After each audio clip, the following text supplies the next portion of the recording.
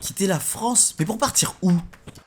Dubaï, Dubaï, Dubaï, Dubaï, Dubaï, la nouvelle destination des ploucs? Bah moi je suis toujours là, parce que je suis pas influenceur. Il ne faut surtout pas mépriser le travail des influenceurs parce que dans le fond, on aurait tous aimé se lever le matin et faire des millions de vues pour ça. Parce que ce qu'ils ont fait de plus dur, c'est pas ça, c'est de nous avoir convaincus que de les regarder en train de faire ça, c'était intéressant. Et réussir à donner de la valeur à des choses qui d'ordinaire n'en ont pas, c'est un véritable métier. On constate ces derniers mois que beaucoup d'influenceurs s'installent à Dubaï. Est-ce pour le beau temps? Y a-t-il un mobile fiscal derrière cela? Point Fiscal décortique leur situation dans quelques instants. Mais en attendant, si vous voulez que je sois influenceur, c'est le moment de vous abonner, d'appuyer sur le pouce bleu et d'activer la cloche pour avoir les notifications. Et un jour, peut-être que... Générique.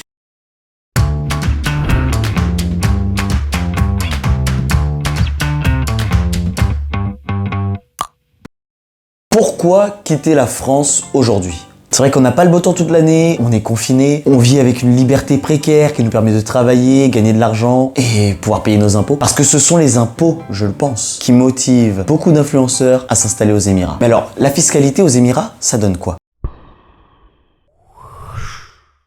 Oh, C'est moi qui maîtrise la fiscalité à Dubaï. Alors, autant que je vienne directement en parler. Ok.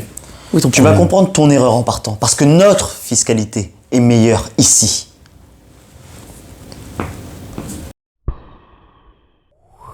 Alors, en France, on a la première tranche à 11%.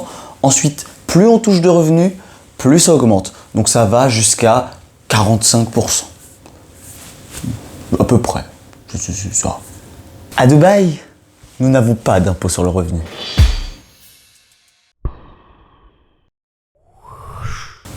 Alors, nous, on a voulu adapter en fonction des capacités financières des entreprises. Donc, celles qui ont un petit chiffre d'affaires vont payer 15% et ensuite, pour les plus grosses entreprises, ça sera 26,5%. À Dubaï, nous ne taxons que les sociétés étrangères productrices de pétrole et de gaz. C'est suffisant.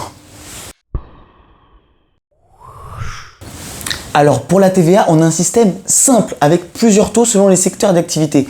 Ça va de 2,1% jusqu'à 5,5%, 10%, puis 20% pour le taux normal de la TVA. C'est très simple. 5%. 5% dans tous les cas à Dubaï. Bah attends, ça va. Si la fiscalité en France était aussi simple que celle aux Émirats, je suis pas sûr que mon métier existerait. Mais attention, retenez bien une chose. Il ne suffit pas d'atterrir à Dubaï pour bénéficier de ce régime d'imposition. Il faut avoir sa résidence fiscale aux Émirats Arabes Unis pour ça. Et les autorités émiraties accordent la résidence fiscale aux personnes qui ont ce fameux document qu'on appelle certificat de résidence fiscale. Et comment on l'obtient le certificat de résidence fiscale? Eh bien, 3 solutions. Soit ils achètent un bien immobilier d'une valeur d'au moins 1 million de dirhams aux Émirats. Ça fait à peu près 220 000 euros. Donc ça fait peut-être un peu cher. Soit ils sont employés d'une société aux Émirats, ce qui leur permet donc d'obtenir en quelque sorte un visa travail. Soit constituer une société dont le siège est dans certaines zones du pays dites zone franche. Cela permet d'avoir le droit de rester à Dubaï pendant 3 ans. Alors autant vous dire que les influenceurs adoptent plutôt la 3e solution. Donc cette solution qui consiste à créer une société aux Émirats, se rémunérer avec et ne pas avoir d'impôts à payer en France sur son activité. Je pense que l'histoire est belle aujourd'hui parce qu'elle est à son commencement. Retenez bien que cela ne peut marcher que si l'influenceur a son certificat de résidence fiscale aux Émirats et que par ailleurs, il n'est pas résident fiscal en France. Alors vous allez me dire, mais c'est facile, s'il ne vit pas en France, il n'est plus résident fiscal de France. Mais c'est pas aussi simple que ça, parce que en application du droit fiscal français, on peut ne pas vivre en France tout en ayant conservé sa résidence fiscale dans ce pays. Oui. Ça se passe comme ça. Or, tout l'enjeu est là.